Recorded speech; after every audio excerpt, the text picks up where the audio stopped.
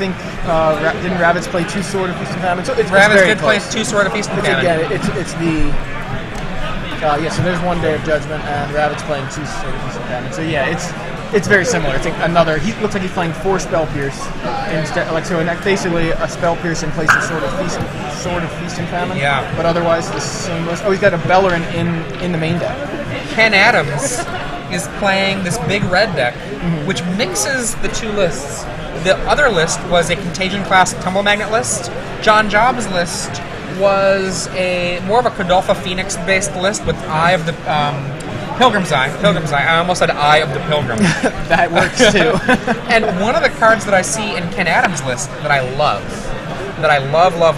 is 2 Cyclops Gladiator. That's what I was thinking. Now, I saw that. I was working on a list with this. I tried out Cyclops Gladiator in the sideboard, and I liked it, but I did not have the courage to main deck it. Yeah, that's a card when it was released. I loved it. So looks like we're already started here. Mountain versus Island Preordain. Yeah.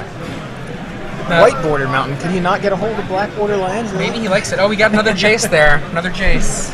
Oh, well. Now, Ken Adams, his big end is Inferno Titans, Kodolpha Phoenix, and Chandra Nalaar.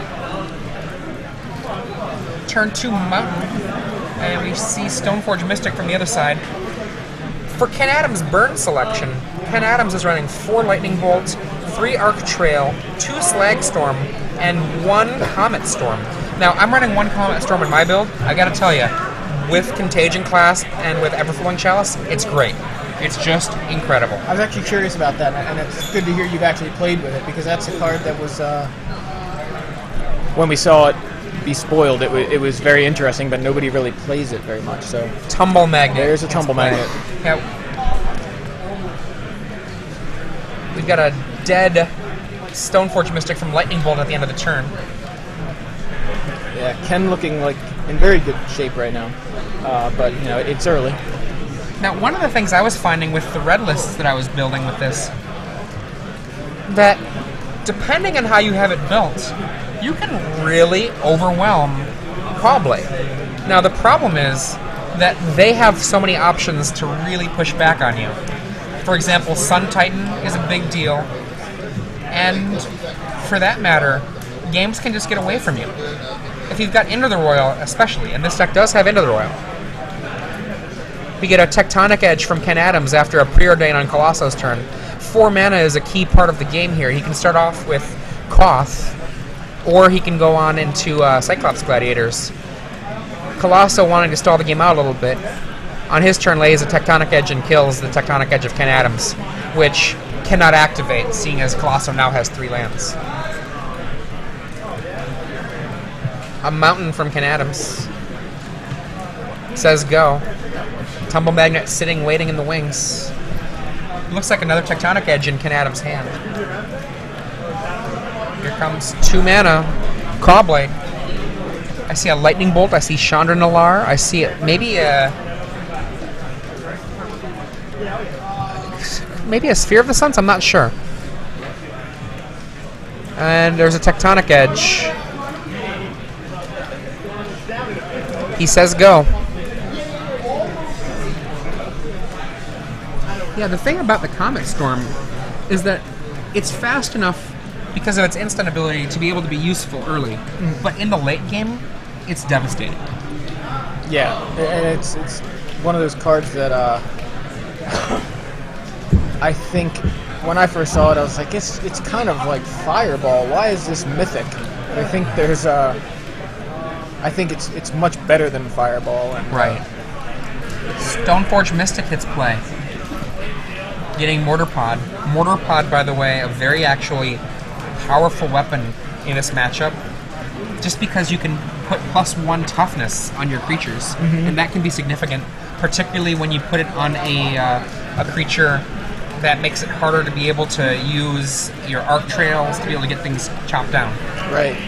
It's funny how you don't really think of it that way, how Mortar Pod's mostly there for its Mog Fanatic ability, but the +1 toughness, it's relevant. The ability to knock down a Koth from being able to go ultimate also is significant. End of the turn, we see a crashing of Tectonic Edge into Glacial Fortress. Ken Adams draws. He's got a lightning bolt in his hand. I think he's got Chandra. I'm not 100% sure that that's Chandra, though. I didn't see it. Is that? It does look like Chandra. Yeah, we got Chandra, lightning bolts, maybe 2 Chandra even. He's thinking about tapping out here for the Chandra, which could be dangerous if Calosso has a land. He says go.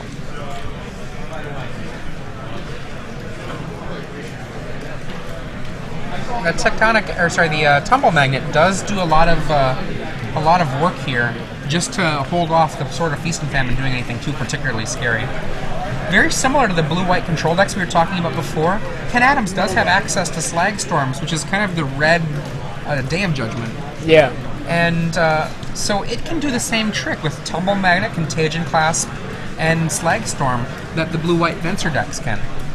And now we finally see a Comet Storm for 2, it looks like, or pardon me, for 2. End of the turn, drawing out a Spell Pierce. Ken Adams not happy about that. He's going to try to follow up with a Chandra, though. When you get Chandra in play, particularly with a Tumble Magnet to back it up, wow, it is disgusting.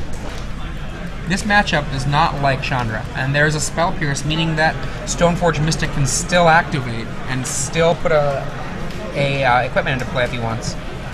There it is, sort of Feast and Famine hits play. The Tumble Magnet's going to start having to do work if Calosso wants to make it, so.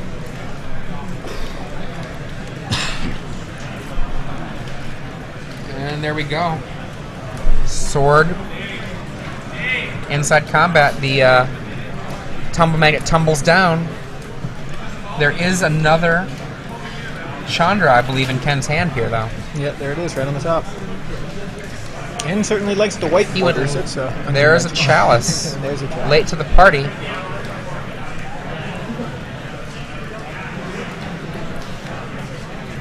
And there's a Koth. So he can go Chalice Koth here if he doesn't fear a Spell Pierce.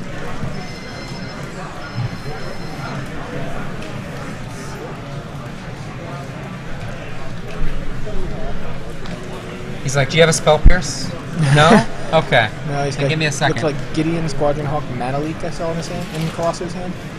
And we got Jace here on the other side of the table, looking at you. Apparently that's the new tech. Wear a hood.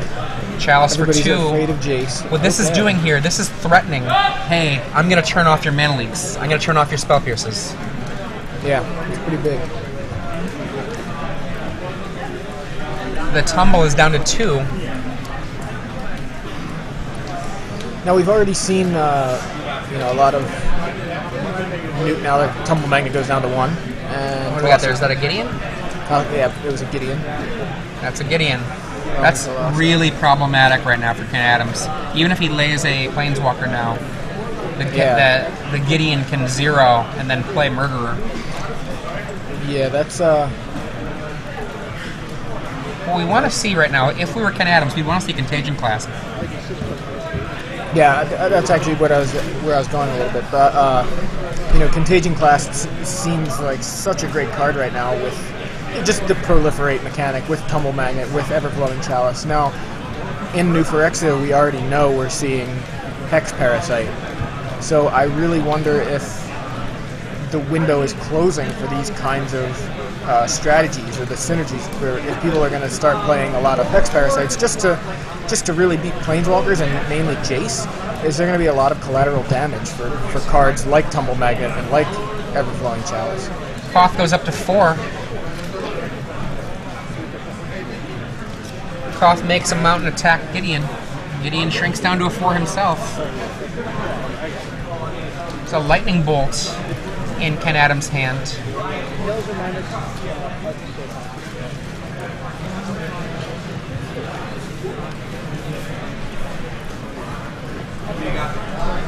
Okay. With only 1 token left on that Tumble Magnet, Gideon can kill Koth. Stoneforge Mystic can go a long ways towards it. And there's our another Hawk.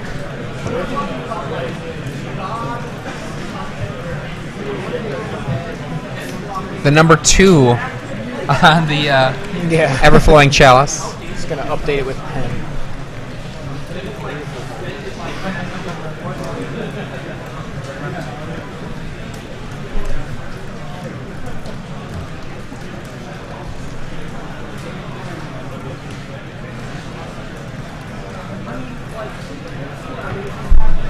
Okay.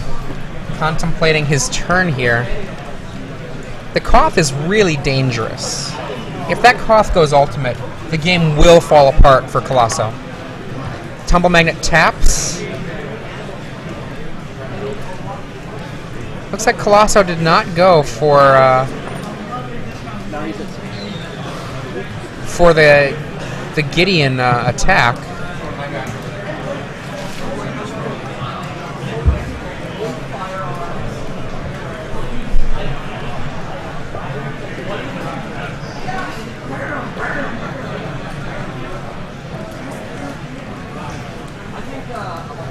Ken thinking at the end of the turn if he wants to kill a bird, I think.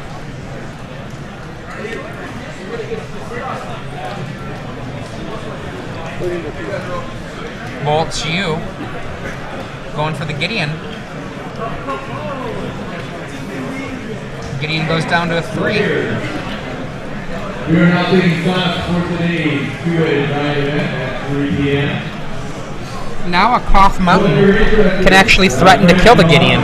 And if you add in a Golgotha Phoenix, that actually will definitely kill Gideon.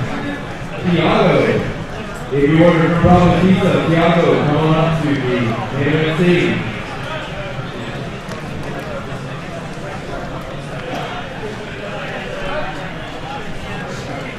1, 2, 3, 4. Draft number 4. $10 draft number 4 to the secretary, please. 1, 2. He's thinking. He's got Chandra. He wants to play Chandra. Yep, he lays Chandra. Chandra pokes the little guy. The Koth goes up. And the mountain attacks Gideon, killing Gideon. And now Chandra and Koth in play. Tumble Magnet is exhausted. This will give an opportunity for Calosso to hit the last card out of Ken Adams' hand, if he wants. Leaving Koth and Chandra back there seems kind of scary. It does. It's unfortunate that once Tumble Magnet loses all its counters, Proliferate doesn't work very well. It just doesn't work at all.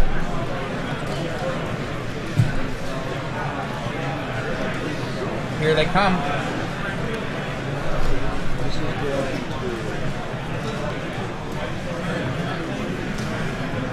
He's trying to figure out where to send everything. Ken Adams has an army of red planeswalkers.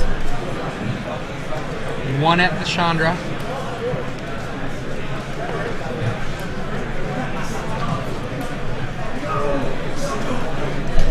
I think that the loyalty on Chandra is down to 2. I can't quite tell. Yeah, it looks like 2 coins on here. Yeah.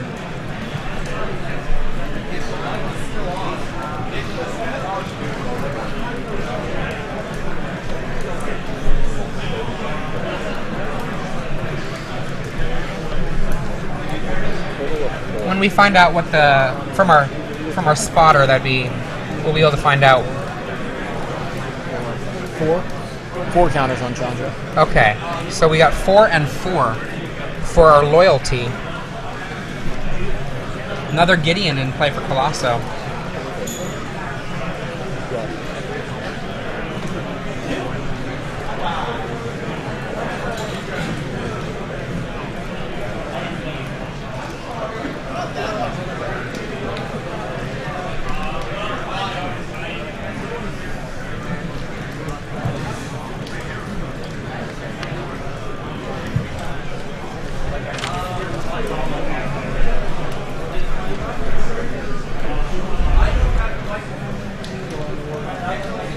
Ken thinking.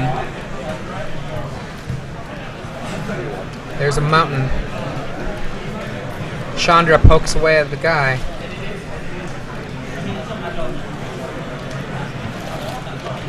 Gideon down to a 4 or a 2.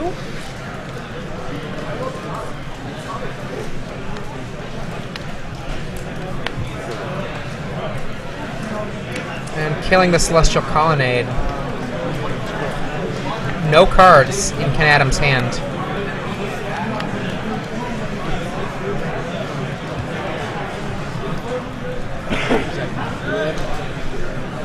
One of the things you're seeing in Ken Adams' list, interestingly, without Pilgrim's Eye does a couple of things that is particularly interesting from the John Jobs list from Grand Prix Dallas-Fort Worth. It makes the Golgotha Phoenix, which is currently in Ken Adams' yard, much more active, and it also does a great job of protecting your planeswalkers.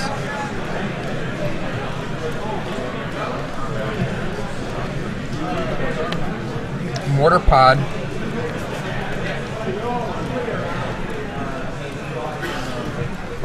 Gideon getting to be a part of the party that ends up killing Koth, and that's all that Ken Adams has now. It's over. On to game 2. But I should do it just like a team. I expect it wouldn't be surprising if I we guess I could've just saw tried to Cunning level Spark Mage make a stand That's here. actually- He has Ricochet Trap in his board, and I have to imagine it's partly for cards like Mana Leak.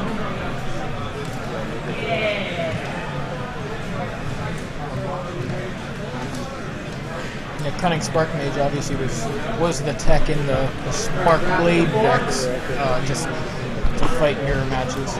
Brittle Effigy is kind of an innocuous card, but one of the things that Brittle Effigy accomplishes, Brittle Effigy can take care of a Gideon that's attacking.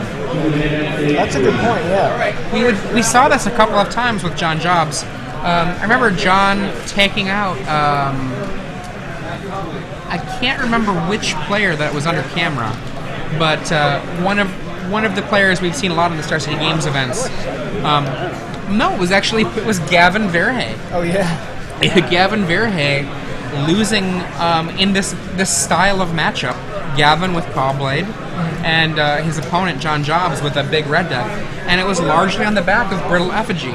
Brittle Effigy taking care of Gideons when it would have been important for Gideon to do something. Right. And it wasn't like Gavin Verhey walked into the on the board Brittle Effigy and was like, "Oh, you got me." Right. No, it was just that Gavin had to attack, and the Effigy was there, making the Gideon seem not so exciting. Yeah, it's just basically it shuts down that final ability entirely.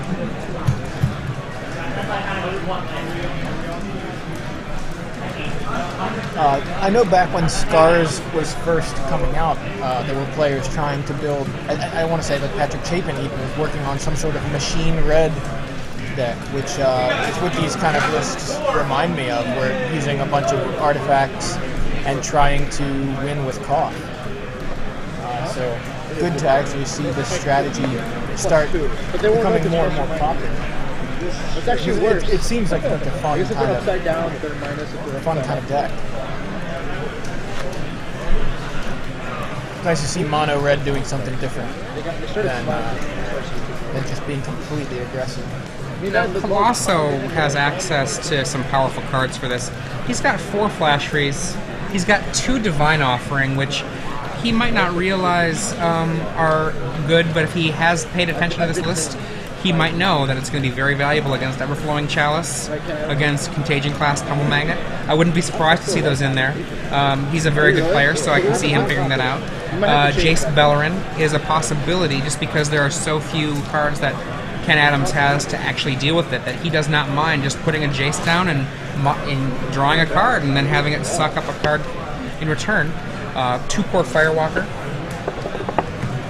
The interesting thing, though, is that cards like Spell Pierce and Mana Leak, which you'd normally take out in this kind of matchup, are actually quite powerful here.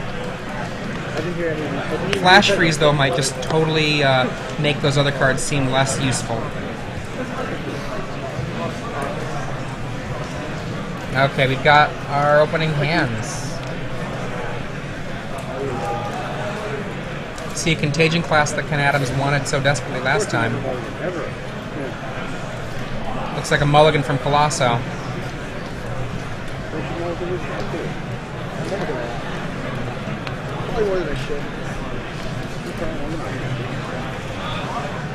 Ken looking like he's got a little bit of a smile on here. That deck did look fun.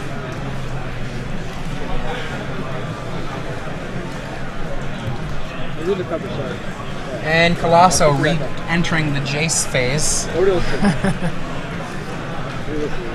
Figures maybe that'll help him draw a better opening hand. Well, I don't think he had his hood up when he drew his opening hand, and I think that's why he actually had to mulligan. Yeah, I will if you want. Definitely a hit now. Okay. Is that a double mulligan? Oh my goodness. Uh-oh. That hood didn't help.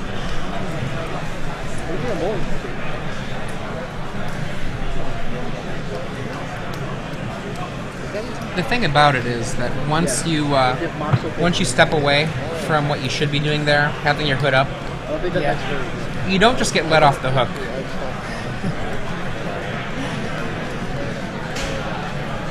And what's funny is those cards are all in the deck. Okay.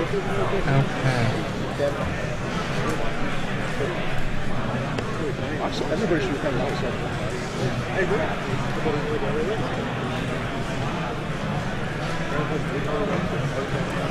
For those of you just joining us, we're just about to start game 2 of round 4 here with Calosso Fuentes on the left and Ken Adams on the right. Calosso rocking the blue-white claw blade, and Ken rocking a very interesting big red list with Koth and Artifact Mana. Okay, there's a turn 1 mountain, turn 2 island, or turn 1 island, turn 2 ratchet bomb gets spell pierced, and there it is. There is a Stoneforge Mystic.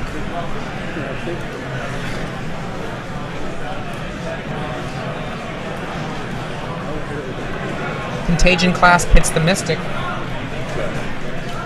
No third land for Ken Adams. Calosso says go after laying a land of his own. There's a Lightning Bolt there for Ken. Tumble Magnet as well in his hand, but no mana.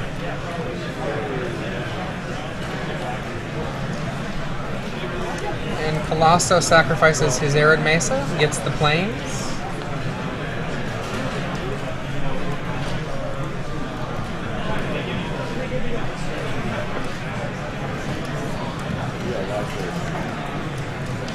Goes for the sword. Lightning bolts. Calosso fakes a spell pierce but says, nah, I don't got it. Or rather, I don't cast it. And here Calosso again casts Stoneforge Mystic, says go.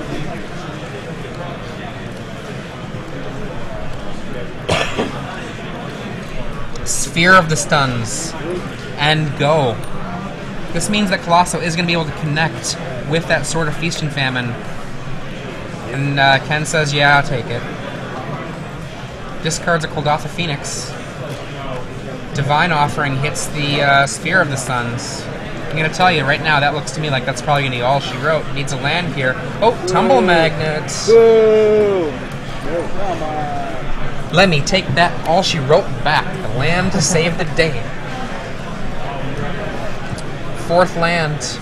Plains Island. Tumble Magnet taps the creature. And Calosso says go. Oh, and there's a Chalice. A Chalice for 1 is actually really devastating here. At this point, if this Chalice resolves... Oh, and it does not. He would have been able to start activating the Contagion Clasp, making his Chalice grow every turn, as well as keeping the Tumble Magnet alive. In comes Stoneforge Mystic. Will it be tapped? Ken is thinking about it. He's only got 2 taps left. He does tap it. Ken needs a mountain here. There it is. Oh, wow. Goes for it. Wow. That was aggressive. Yeah. Oh, wow. Lays the Koth. That could have been awesome if it had worked. Yeah. I think I would have just sat behind the Clasp Magnet myself. I think he was just hoping to... Maybe he's just hoping to run Colosso out of counters. And in comes Stoneforge Mystic eating another card. Calosso has no spells beforehand, so actually Ken Adams is still in fine shape here.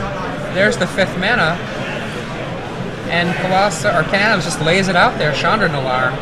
Yep, resolves. Let's kill that creature. And now he has Clasp Magnet Chandra. This is some powerful stuff.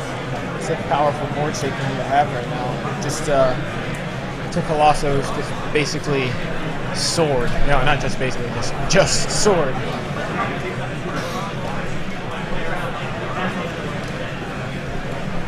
With a Kuldotha Phoenix in his yard, too, Ken Adams only needs a single artifact to get that Phoenix out. Okay, 1 to you, he says. Now, that adds a +1 to your Chandra. It looks like he took a coin off. So I'm not sure if that was inadvertent or if that was or if what they're using for their count there. Yeah, it's tough to tell with the coins. Like, are they 1 counter each? Tectonic Edge in play now.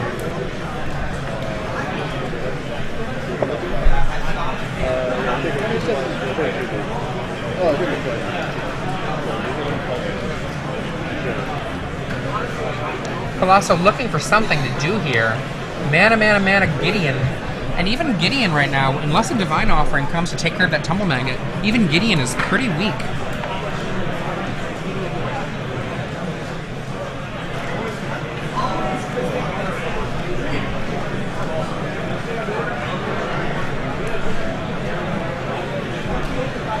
Ken Adams activates the Contagion class at the end of the turn, it looks like. Oh, are we onto the main phase? My bad. Yep, here comes the Phoenix coming back. Oh no, Chalice for 2. Wow. Chalice for 2 and immediately activates the Contagion class, making the Tumble Magnet go up, making the Chandra go up, making the... yeah.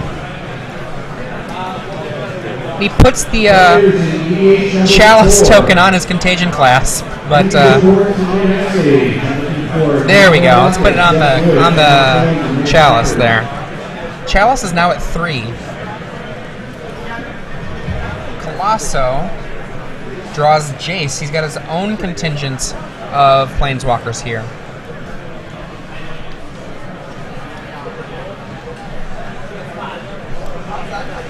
Jace goes for a Brainstorm.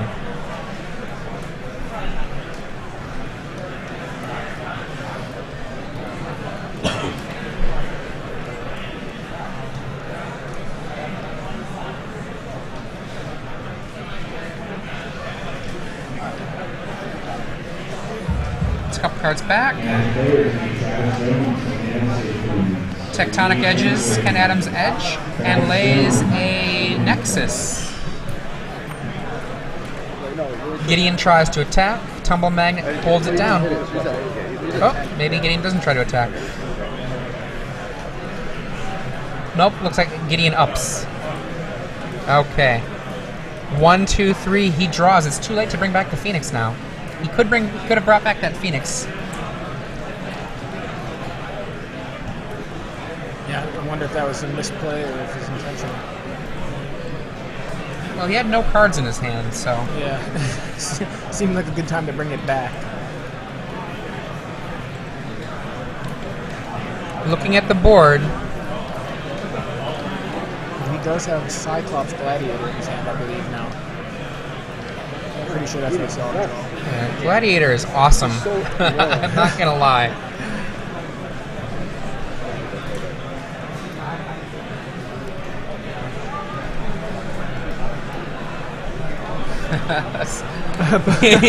these two guys. Both of them look like they're thinking,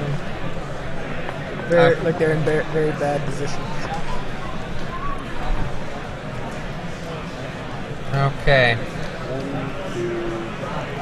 I'm not sure what the Chandra's loyalty is right now, but I believe we've got 3 tokens on Tumble Magnet. We've got 3 on Everflowing Chalice. That is a lot of mana for Ken Adams. He does 1 damage. Who's he hitting? He's gonna hit Jace, probably. Yep, hits the Jace with his Chandra. 1, 2, 3, 4, 5, 6. And he gets the extra mana. Uses the Chalice, ups his tokens. I believe we got 4 tokens on Tumble Magnet and some large number on the other one. And once again, the Contagion class has the chalice tokens. I think that's intended there for the chalice. Yeah, I was kind of trying to figure out what is going on with that contagion. Oh, yep. Got to put it on my chalice. There we go. What does that do? It's pretty good. It's pretty good. Jace is at 2, so if he bounces that Cyclops Gladiator, that puts Jace down to 1, which is a poke away from a Chandra killing it. Yeah.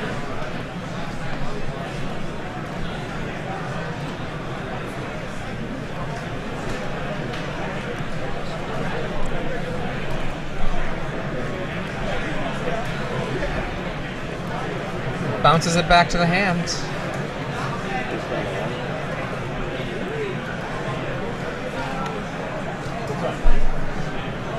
Activates Ink Moth.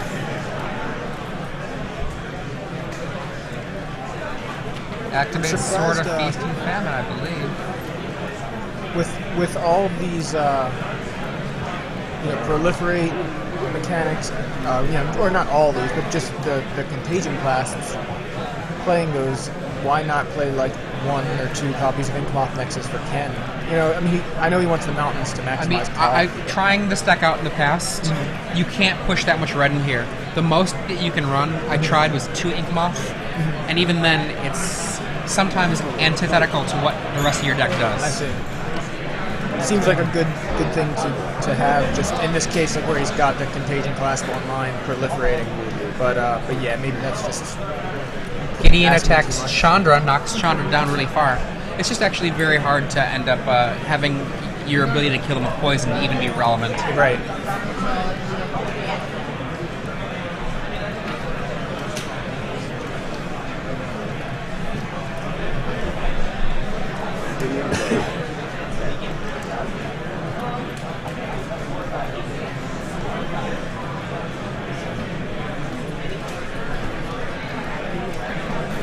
Okay, there's the Cyclops Gladiator in his hand still.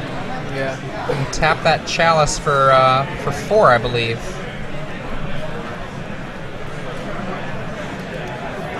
Four mana.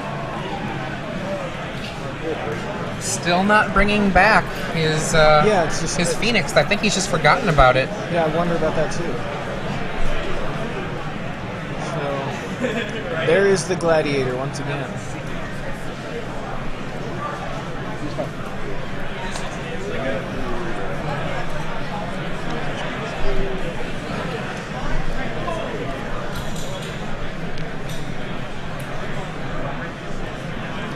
We really need dice. I'm done right yet. Okay. Using that clasp to pump everybody up a little bit. Yeah, we really need The poke kills the Jace, as we talked about That's before. exactly what you called, yep. So Calosso plays a Sea-Chrome Coast. Looks like it's tapping 4. Probably another Jace, I guess. Yeah, there it is. That's the last card in Colosso's hand. It's That's pretty good, though. yeah, it's a good card to have as the last. He can bounce that Clops. He can. He does not have enough mana to do everything here. I was gonna say that he could actually potentially kill off the Clops from hand or kill off the Chandra, but he does not have the mana to do everything.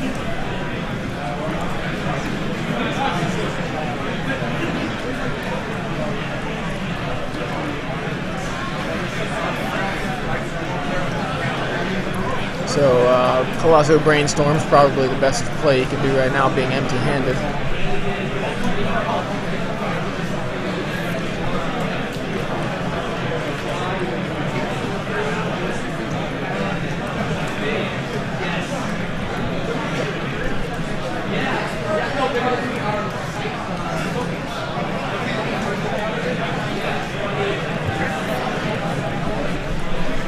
So it looks like he moves this. Oh no, what did he do? Oh, he activated the Ink Moth Nexus. I was trying to predict what he was doing just from the face cam, which is a little tougher to do. I just saw him pick up a card and move it, and I thought he was moving the sword, equipping it to Gideon or something. But instead, the Ink Moth becomes a creature and then gets tapped by these Humble Magnets. Alright, so Ken with a, was it a Slag Storm in hand, I believe? Yep. And a tumble Another tumble. magnet. Yeah. That's just so devastating. Yeah, that's pretty absurd. With tumble magnet, contagion clasp is completely ridiculous.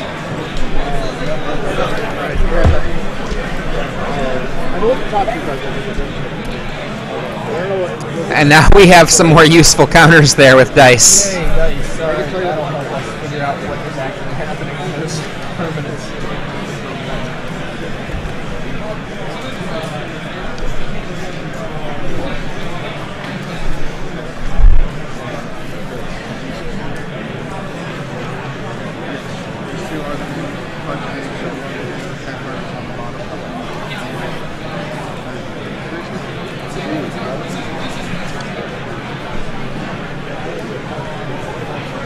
Okay.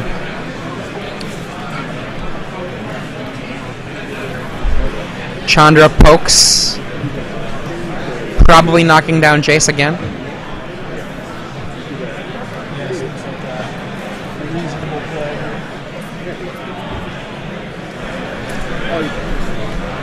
I just have to say, I mean, if Ken had remembered that he had a Phoenix in play, this.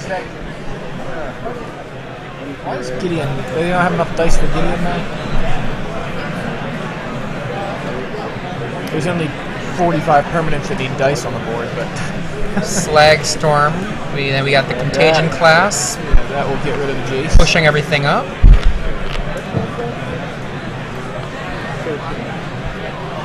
And the Cyclops hanging back on D. Oh, he's like, go, wait, attack. Okay. Yeah, I was going to say, didn't he +2 Gideon? Yeah. Kind of had to attack. He was required. Exactly. Preordained, looking for something. Yeah. And I see Island Spellers? I think I see cards I don't want. Yeah. I see a shuffle. Not a shuffle, a random draw. Been playing with Ponder too much. Another Jace? Little Jace? Yeah, Little Jace. Jace! Yay. There's one main deck for Calosso, but he had one in the sideboard as well.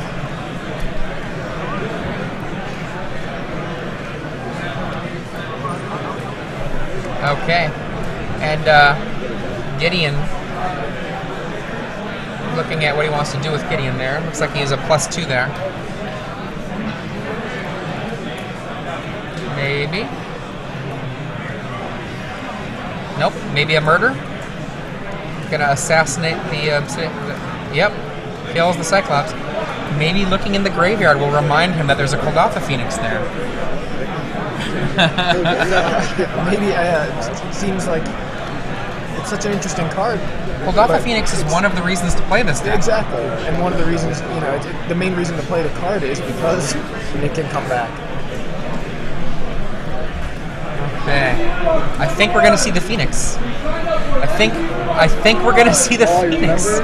Oh, look at this! Look at there it is. There it is. That one's for Smitty from 60 Cards. He loves that card.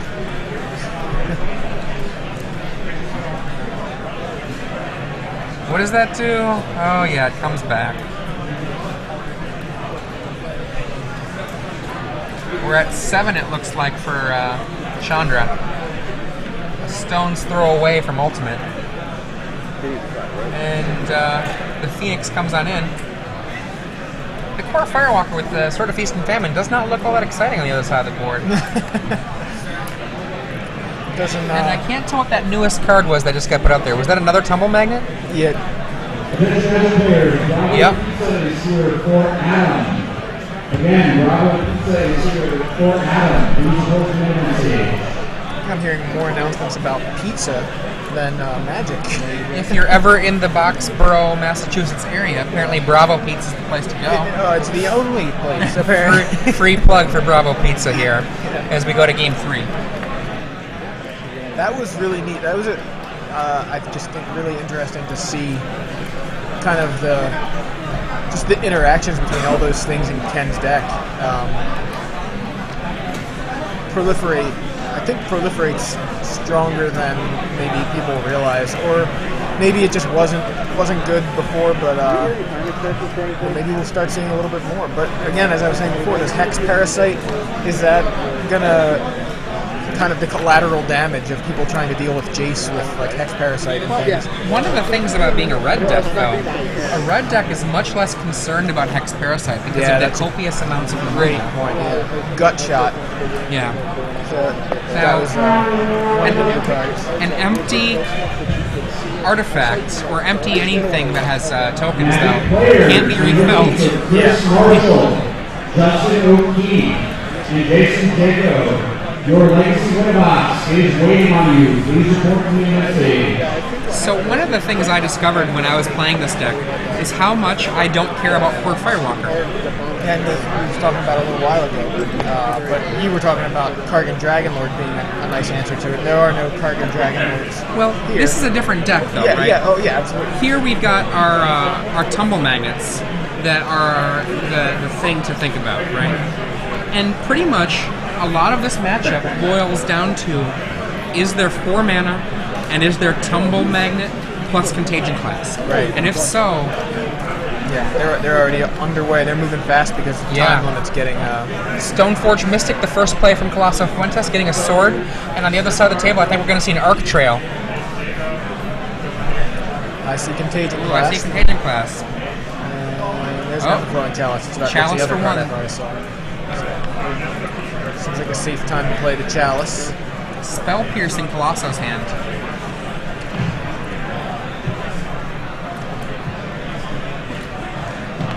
So, No third land, I mean. Yeah, no third land for Colosso. That's rough. He did have the white bitter blossom, I think I've heard it being called, the Stoneforge Mystic, but he did not have the mana. Let's see if Ken's over aggressive here again. Last time he was a little over aggressive and went for a cough. Right, and almost paid for it. But here he might go with the Arc Trail. Looks like he's going for Arc Trail. I hope that he goes that fantastic. direction. There it is. Yeah. 2-1. Safe from the multiple spell pierces. It looks like in Colosso's hand. And spell pierces and mana leaks. He's gonna have to mana leak. And here's probably a class that's gonna get tabled. Yeah. And Lloyd. And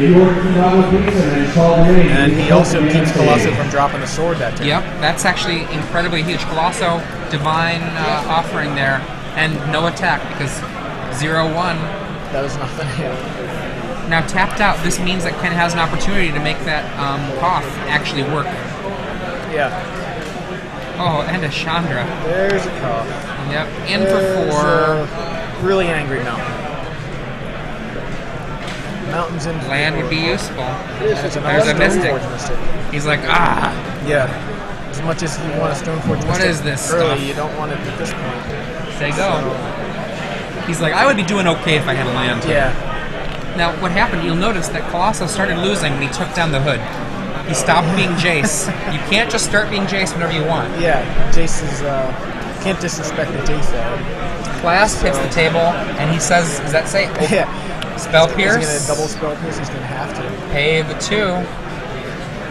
Spell Pierce. Okay, you got me. You got me.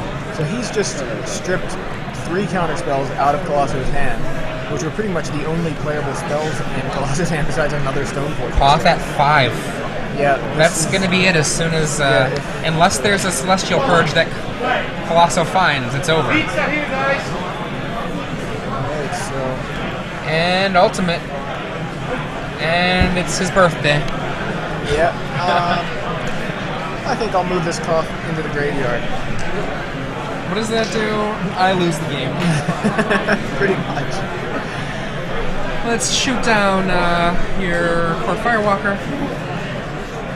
Let's spend 4 mana. Put a Cunning Spark Mage into play and poke. Wow. Oh, okay, that's that. I love to see Koff's ultimate happen. It rarely happens, it seems like. But